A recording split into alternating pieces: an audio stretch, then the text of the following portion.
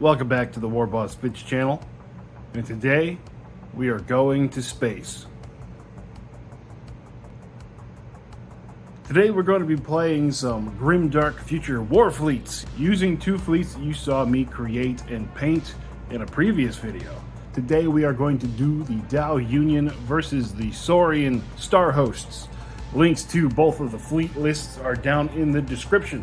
For a quick one sentence on each of them, the DAO Union is focused on missile volleys, and the Saurian Star Host is focused on massive broadsides. This is going to be my first game coming back to Warfleets ever since they switched over from FTL. So I might get some things wrong. I've read the rules. I have my little handy cheat sheet here for everything that I can think of. And something else they changed that I wanted to bring attention to, which makes playing this game so much easier, is if you look over here at the army sheets, each one of the ships, when you print this out, they have the damage tracker for each of the systems. Where before I would have to draw out a grid on a piece of notebook paper. Now you print this out and it just comes with it. Space, the garage's final frontier. So I don't have a dedicated board for this, so I'm using some exercise mats flipped upside down to show the black on there. You can see I've used these in the past. I've got a little overspray on them, but it might be nebulas or something. So let's go ahead and put out some 2D space terrain. There we go, that should be sufficient. Now we're gonna put down some objectives. I'm gonna roll a D3. We get a 2, so it's gonna be D3 plus 2 objectives, so we're gonna put 4 on the board. There we go, we got 4 objectives on the board. And then for deployment, we are going to use side battles. So the deployment zone is going to look like this. So let's go start rolling some dice. Okay, we got no man's land, and we got the deployment zone set up. So let's come down here. Now we're going to see who deploys and goes first. White is going to be the DAO Union, black is going to be the Saurians. It looks like the DAO Union is going to deploy first. I'll get back to you after deployment. So starting with the Saurian deployment, we have our 2 Mosasaur ships here covering the middle of the board. We got this gold dice over here to signify that that is our divine frog. So it's going to be able to spawn some squadrons as the game goes along. Over to the port side there, across the nebula, we have 2 Megalodon ships over here covering each other in that flank. And then all the way over on this flank over here, we've got 2 Ichthyosaur ships chilling out behind the wreckage. Then for the DAO Union anchoring close to the planet, we have our pod ship with the Master of Missile. Right next to them on the port side are going to be the shoal ships. Those are the missile ships that are going to be crapping out missiles every turn. This flank over here is going to be the silt ships, hoping to move forward between the wreckage and all of the asteroids over towards those Megalodon ships. Then past the missile ships, we have the coral ships. And then all the way on this flank, we have 9 smart missile squadrons ready to go forth and blow themselves up for the greater good. So before we really start, I'm going to take a little time in this video to not only do actions, tell you what the actions are, but explain why these ships are going to be doing these actions. That way, kind of gives the decisions a little bit more depth when I'm trying to put it across the screen. So in Warfleets, you activate in order of your tonnage, starting with the smallest first. So we're going to activate all the squadrons, and then activate all the light ships, and then all the medium ships, and then all the heavy ships. So, because the only army that has squadrons on the board right now is the DAO Union, we're going to activate all 9 of their smart missile systems. And what they are going to do is, since they are missiles, they are just going to charge forward across the board at those Ichthyosaur ships over there. They're going to do a cruise move, which means they're going to be able to move 10 inches like this. And that's it. The reason I'm using a dice there instead of the actual 9 markers is I didn't make the mass amount of markers I'm going to need for this army. Not yet. I will rectify that in the future. Now next to activate are the light ships, and because there's not going to be much action going on either side, instead of splitting it up, I'm just going to activate all 3 of these ships at the same time. These ships are missile ships. They're just going to hold, but they are going to poop missiles. Like that. And you can see that I am going to need to make a whole lot more markers. Next units to activate in the light ship category are going to be the 2 ichthyosaur ships for the Saurians. So because the only thing that's going to be close enough for them to possibly engage, and the only thing they're really going to have to worry about are going to be those 9 squadrons of missiles. So what they're going to do is they're going to do a move action. They're going to go halfway, do a turn, and then continue on. And it's going to end up something like this. Now our 2 ichthyosaur ships are going to be in range to fire at those missiles, so they're going to go ahead and turn their turrets and start blasting. So let's look at our ship here. The ichthyosaur ship turret has a range of 12 with an attack of 2. It does have the grand spine, which means its turrets get twin fire, but it can only be fired from the side facing. Well, we happen to be in the side facing, so each of these ships is going to be able to fire their turret twice. Nuclear ammo gives it +1 strength. That's not going to matter here because the smart missile squadrons have a toughness of 6. So we're going to separate out the turrets. We're going to fire the first ship. The first shot's going to be white. The second shot's going to be black. And in order to hit, we're going to look at the evasion rating of those smart missiles. Those smart missiles have an evasion rating of a 4. So that means turret's going to hit on a 4. So we got 1 hit from 1 turret. Then we roll on the toughness value of the target. And like I said, it's a 6. And again, in 1-page rules, 6 is always pass. So that's going to be 1 of the squadrons goes boom. So then we do our second ship. Same thing as before, we only got 1 hit. What's going on, guys? Saving on a 6. So that's going to be 2 squadrons, boom.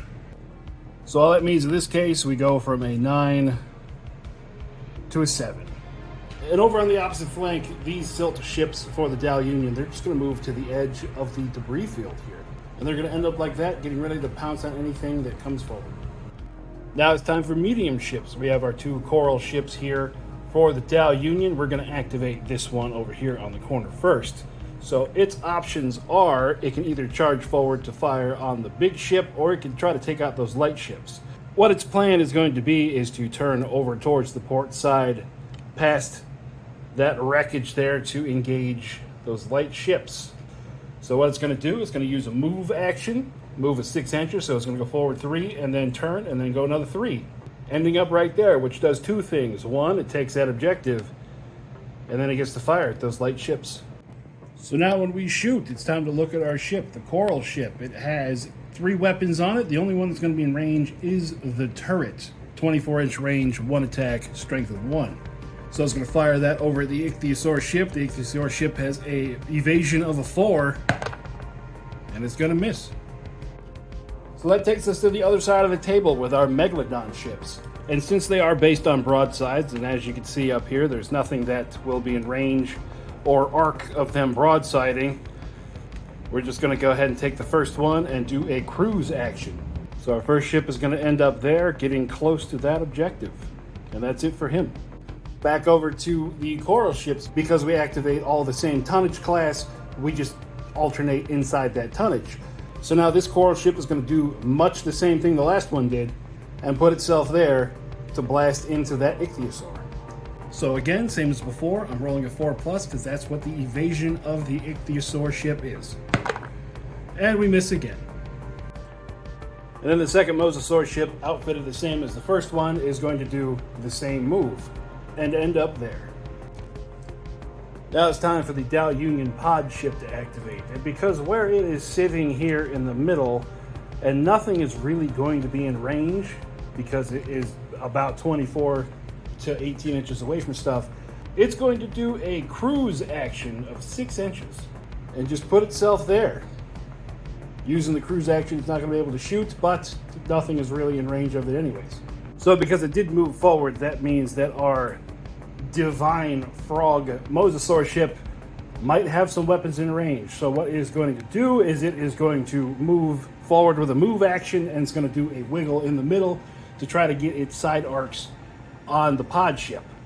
And that is where she is going to end up, putting that pod ship in the arc. So now we're going to get some shooting. The mosasaur ship has a couple of different systems that are going to work in its favor here. First, we're going to do wrath spines. When activated, it may take a morale test, and if it's passed, the turret gets +2 attacks until the end of the round. If failed, the turret can't fire that round. So we're going to take a little bit of a gamble. The way that morale tests work in Warfleets is that you take the number of systems that you have on the ship, and then you roll a dice. And if the number of systems plus that dice roll go over 6, that means that you pass the morale test. And in this case, the Mosasaur has 4 systems, so we're going to be looking for a 2 or better to pass the morale test. And we do with a 6. This is a very motivated crew. So now we go to the next system, which is the Grand Spine. The turret gets twin fire, but may only be fired from the side facing. That's why we did the wiggle on the ship. That, coupled with the shell prow, enemy attacks from the front facing get -1 strength, but the ship turret can't be fired in the front facing. It just makes sense to put Grand Spine on a ship with shell prow because you can't fire forward anyways. And on top of that, we have nuclear ammo where the turret gets +1 strength. When I said this army is built for broadsides, she's built for broadsides. So let's start off with the turret. With all that put together, we're going to have 4 shots from the turret. And because we have twin fire, we can shoot that twice. Since the only target that's in range and in the right facing is the pod ship, we're going to roll 8 dice. So now the evasion of the pod ship is what we're rolling for to hit. The evasion of the pod ship is a 2 because big ships are slow. So we hit on a 2. It's going to be 6 hits total. So then we go on to the damage. Starting off with the pod ship's toughness of 2. In Warfleets, toughness is your armor save. We take that toughness of 2 and then we look at our strength. The turret comes with a strength of 2. The nuclear ammo adds another 1 to it, so it's a strength of 3. Think of strength like armor penetration. So we have 6 hits with armor penetration of 3 on a armor save of a 2. So that means its armor save is going to go to a 5. And we have 4 of those go through. So now let's talk about damage in Warfleets. We have 4 hits go through on the pod ship. Needless to say, the pod ship is not having a good time. So instead of toughness value or anything like that, in warships we use systems. So if I pull up the ship card here, you can see the different systems on the ship. And you see those boxes next to it. That's how many hits each of those systems can take before they go offline. And once a system takes damage, it has to keep taking damage until it's gone. One of the big changes I've noticed is before with FTL, they used to have 3 damage per system. Now it's only 2, so it is a much deadlier game than it was before. So what we are left with here is we have to sacrifice 2 of these systems because it's going to be 4 damage overall. So what we are going to take out, we are going to lose the threat array and the precision teleporter. Those are just wiped off of that ship. They no longer work for the rest of the game. But the Mosasaur ship still does have 1 gun left. It's got the quad beam, range of 18, 1 attack at strength 3 with quad beam. Now the quad beam rules means that it could fire at 4 different targets at once, but where it only has 1 target to shoot at, it's only going to get 1 shot, again off of the evasion of the pod ship, which is a 2. And it's going to hit. Strength of 3, again we're looking for a 5. It's going to save this one, so the pod ship is still half remaining. Now there is a second Mosasaur ship, and because there's only 1 heavy ship for the DAO Union, they don't get to activate anymore. But this heavy ship, nothing is really going to be in its line of sight, even if it does get the right angle, so it is just going to use a cruise action and move forward. Putting it to there.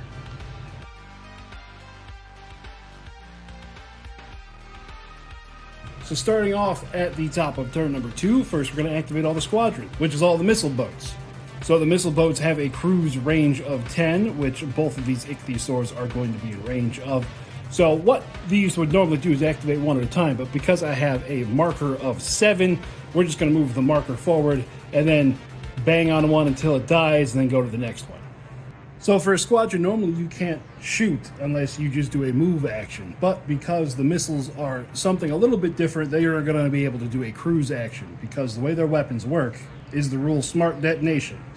This squadron is destroyed if it takes any damage. If this squadron is overlapped or engaged, it is destroyed. The target takes 1 hit with strength of 0, and you may remove laser markers from the target to deal plus X hits, when X is the number of removed markers.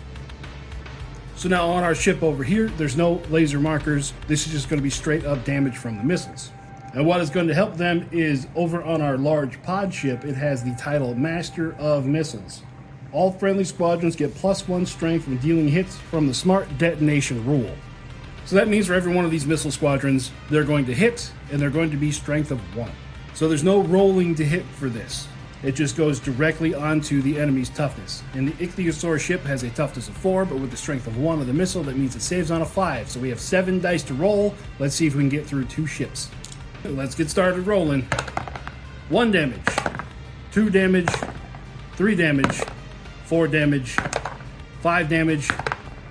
Whoa, they save. 6 damage. And so now looking at the ship, they only have 2 systems. So we are going to just wipe out that first ship. Then on the second ship, we're going to have to choose one of those systems to lose. And there we're going to lose the nuclear ammo. So there goes all 7 of the missiles. 1 ship goes up, and the other one, she's smoking. The next squadrons we're going to go to are all of the missiles that got pooped out of our missile boats in the last turn. So they're going to go ahead and use a cruise action, heading right for that Megalodon. Next we go into the light ships. We're going to go ahead and start with the shoal ships, our little missile boats. They're going to do a move, ending right there. Now they do have a line of sight over to that Megasaur, or Megalodon, but all of their weapons have their arcs in the front. So what they're going to do is they're going to poop out 6 more missile squadrons right there. The last lone damaged ichthyosaur ship is going to do a move action, putting itself right there, and it is going to be in the arc to fire at that ship right there.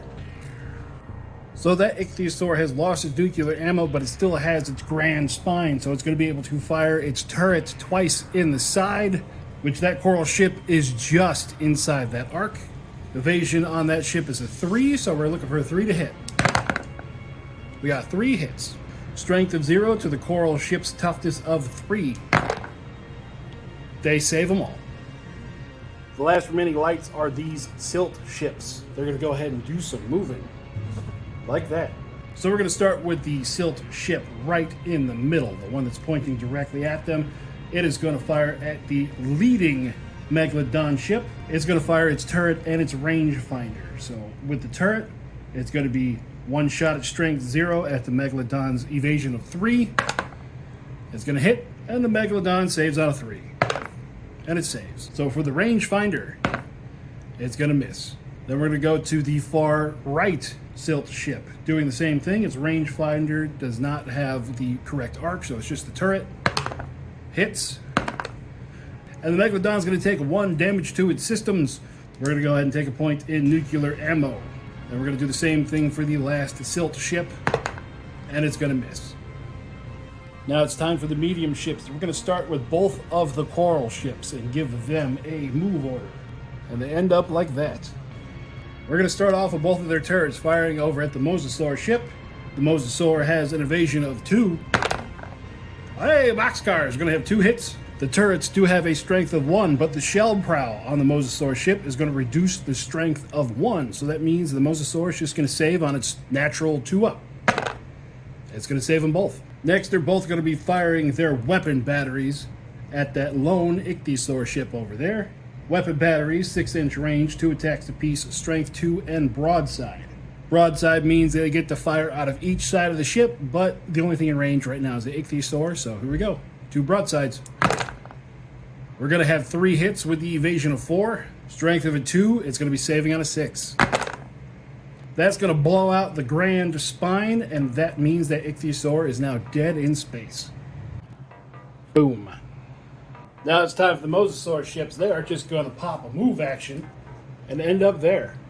And what I've actually done is realize that I made a mistake in the army list. That quad beam cannon, that's going to be on the sides, because I don't know why I would have put that on the front.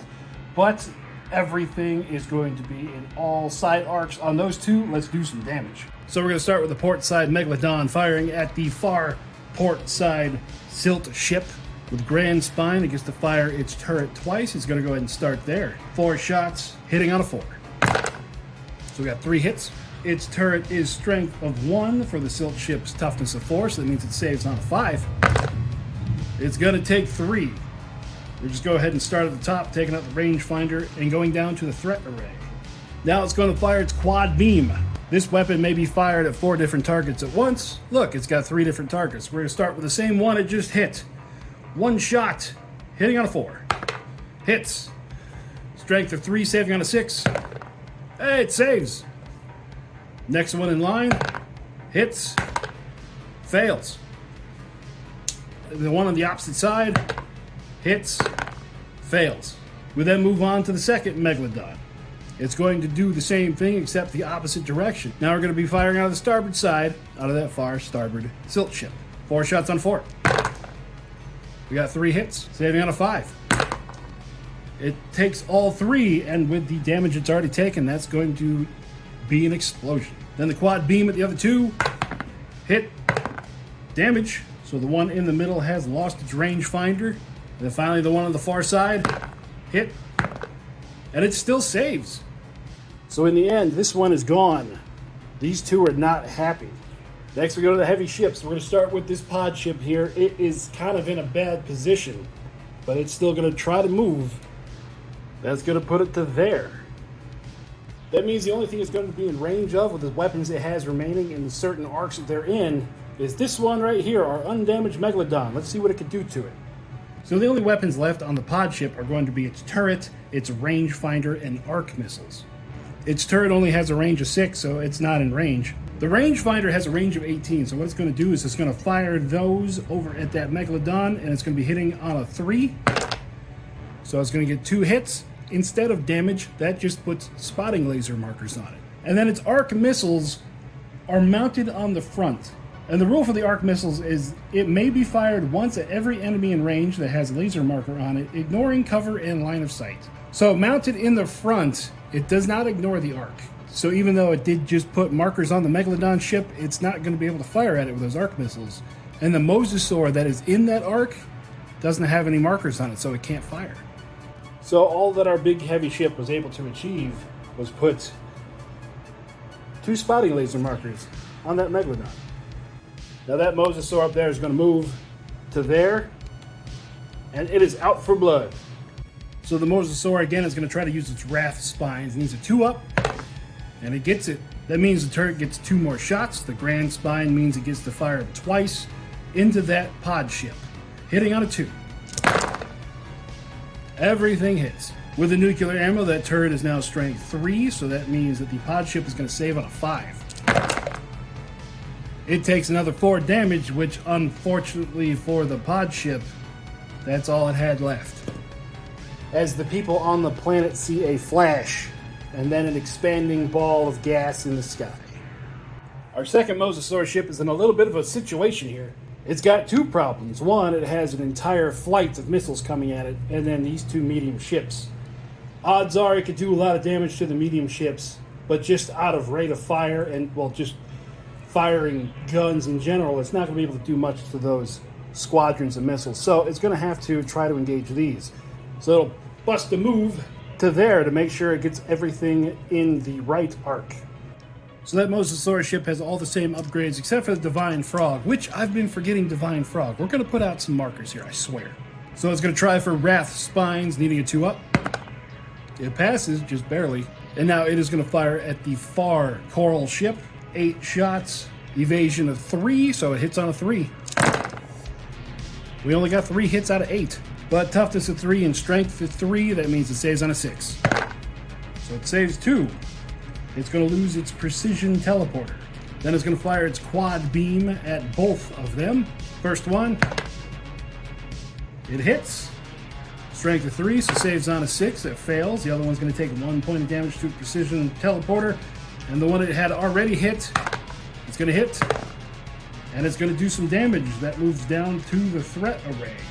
And because I've been forgetting for the last 2 turns, we're going to use some old Battlefleet Gothic markers and say that is 4 Jaguar squadrons.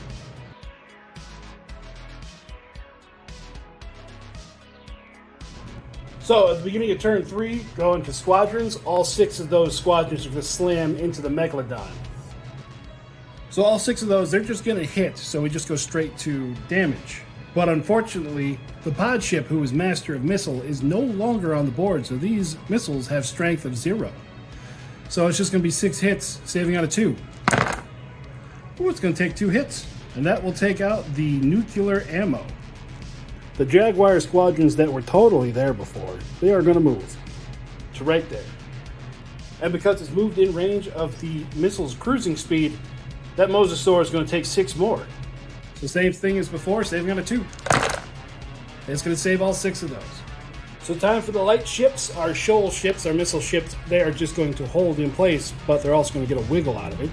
And they're also going to poop out some more missile squadrons. Now they are in range and arc to actually do something. All of our shoal ships, they don't actually have any offensive weapons, but they do have rangefinders mounted to the front. So what they're going to do is they'll all get 3 shots apiece, hitting on a 2 because that's what the mosasaur's evasion is, but there's going to be no damage to it. So the mosasaur ends up taking 8 spotting laser hits. There we go, just so I will remember it. So the last 2 light ships for the DAO Union over here, they're going to end up like that. So both of those silt ships, they're going to fire into the rear of the Megalodon ship who has taken some damage, so the one that is not marked. They're both firing into its rear arc, which means they're going to get +1 to hit, so they're both going to be hitting on a 2 with their turrets. So we got 2 hits, strength of 0 to toughness of 3, so it saves on a 3 up. It's going to save both of those hits.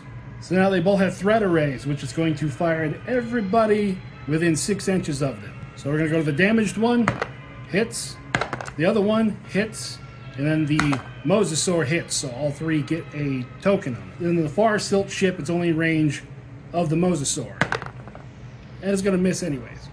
So at the end of all that, no damage given out, but the DAO Union definitely know where the enemy is. Time for medium ships. Those Megalodons, they don't care about those 2 silt ships back there. They are just going to flare their engines and cruise through the middle here. They're going to end up there. They're going to leave that objective back there for the mosasaur to deal with, and their job is going to be to start intimidating this side of the board. Now our 2 coral ships, it's time for some fancy maneuvering. They're going to end up there. First thing we're going to do is the coral ship in the front, the one that still has its working precision teleporter. It is going to activate it and change all 8 of those marker lights on the Megalodon into boarding action tokens. I'll explain more what those are once we get to where they do the fun stuff. Both of the ships are going to fire their turrets, hitting on a 2. We got 4 hits. Strength of 1, toughness of 2, so it's going to save on a 3. So it's going to take 3 damage. We'll use that to take out the quad beam and then start on the grand spine. And then both are close enough to use their threat array. So 2 shots, hitting on a 2. 1 more spotting laser goes back onto the mosasaur. So we go from 8 spotting lasers to 8 boarding actions and 1 spotting laser. Let me explain how that works. So when it comes to boardings, when that ship that has been boarded activates, you roll 1 die for every one of the boarding action markers. On a 4, 5, or 6, the boarding action marker goes away, nothing happens. But on a 1, 2, or 3, the ship takes a point of damage and the boarding marker stays. So we have 8 markers. That means we have to roll 8 dice. And here you can see 4 go away, but 4 do damage and stay. Unfortunately for the mosasaur ship, it only has 3 more ticks of damage left on it. So it's going to take more damage than it needs to explode. So in a campaign game, this would be a captured ship that you could potentially fix up to put into your fleet. But where this is a one-off game, we're just going to say, she gone. Boom. So with the death of that mosasaur ship, that brings us down to half strength of the fleet, which means morale tests are going to start to be taken. But that's after this round, which is where we're fighting with the big ships. So at the beginning of turn 4, we're going to have to start doing morale tests. Speaking of the other mosasaur ship, it is just going to move to there, securely taking that objective, and it's going to fire on those 2 ships. So this mosasaur is completely undamaged. It is time to use the Wrath Spines on a 2-up. It goes off. Gives the turret an extra 2 shots. The turret is going to split fire at the 2 different ships, so the one that's closest to it, hitting on a 4. We got 2 hits, saving on a 5. Takes 1 damage, damaging its threat array. And the one in the back, it hits twice, saving on a 5. It fails them both, which means that will be the end of that ship. It only had 1 point left. Now the next weapon it has is the quad beam. It only gets 1 shot because it has 1 target left alive, hitting on a 4. It hits, saving on a 6. That's going to be the end of the second ship as well. The Mosasaurus shows dominance over its objective.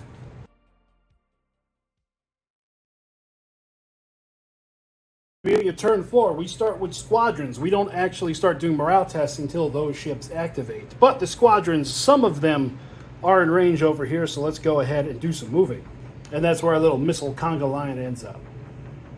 So time for those missiles to do some work. Because engagement range is 2 inches, we're going to be able to get 3 of those squadrons in there. And the way the spotting lasers work, since it has 3 spotting lasers, that's going to count as 3 more missiles going in, so for a total of 6. At least I get to show how the spotting lasers interact with the missiles once in this game. So the Megalodon has a toughness of 3, they automatically hit, so we go right to its toughness, strength of 0, saving on a 3. It's going to take 3 damage. I don't know if that's the damaged or the undamaged one. I'm going to say it's the damaged one, and we're going to take out the Grand Spine and the nuclear ammo. So that takes out those spotting lasers and those missile squadrons. So now time for the Jaguar squadrons to activate. They're just going to push right into those missiles. Now that the Jaguar squadron is engaged, the missiles automatically destroy themselves with a smart detonation. And they're able to take out 1 of the Jaguar squadrons with them. Like that. Light ship time. The only light ships that we have left on the field are the missile boats. And they're going to finish their move there. Now, if we went on past round 4, they would drop 6 more squadrons of missiles. But since they wouldn't be able to activate again, we're just not going to put them out. Medium ship time. Time for the coral ships to move. And they're going to move like that, securing 1 objective, and the other one is kind of, there's a planet in the way to do anything else. That brings it all down to the Megalodons. They're going to go ahead and move where they can move. They're going to move like that with a 90-degree possible move. Only one of them is going to be in range or angle to try to contest that objective. Let's see what we can do. So the shoal ships, they only have 2 points of damage they can possibly take. So let's see if the Megalodon ships are able to pull this off. We're going to start with the far one, the one that's furthest away from them. It still has its Grand Spine, nuclear ammo, and quad beam. It is undamaged. So using its Grand Spine, it's going to get to fire its turret twice. It's going to fire it the first time into the closest shoal ship, hitting on a 4. 1 hit, strength of 2, saving on a 6. It fails. So then it's going to fire its turret at the next one in line. 2 hits. 1 fail. Again, it's down to 1. Then it's going to fire its quad beam. It can fire up to 4 times. There's 3 targets. It's going to fire 1 at each of them. The front one hits. Goes through, so it goes kaboom. Second one hits. And goes through, so it goes kaboom. Third one hits. And it goes through, so it takes a point of damage. Now to the Megalodon ship, who is the closest. It has lost everything except for its turret and its quad beam, so it gets 2 shots from its turret. 1 hit. And boom, it is gone. So those 2 ships combined blow out all of those missile ships as they take the objective. Oh, what I did, I got excited and I forgot morale tests. Let's roll some morale tests if we have to. We're going to rewind some stuff. So, this is going to get kind of sketchy. We're going to start with the far Megalodon ship. It still has 3 active systems. It needs to roll higher than a 6 plus those systems, so a 3 plus. It's good. The second Megalodon, the one that's been taking a beating, it only has 1 active system left, so it needs to roll a 5 or higher. It is going to go away. So that means that the last missile ship that blew up is going to come back.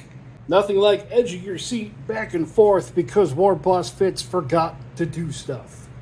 Then finally, as it activates, the last Mosasaurus ship needs a 2-up to stick around. And it is going to fail.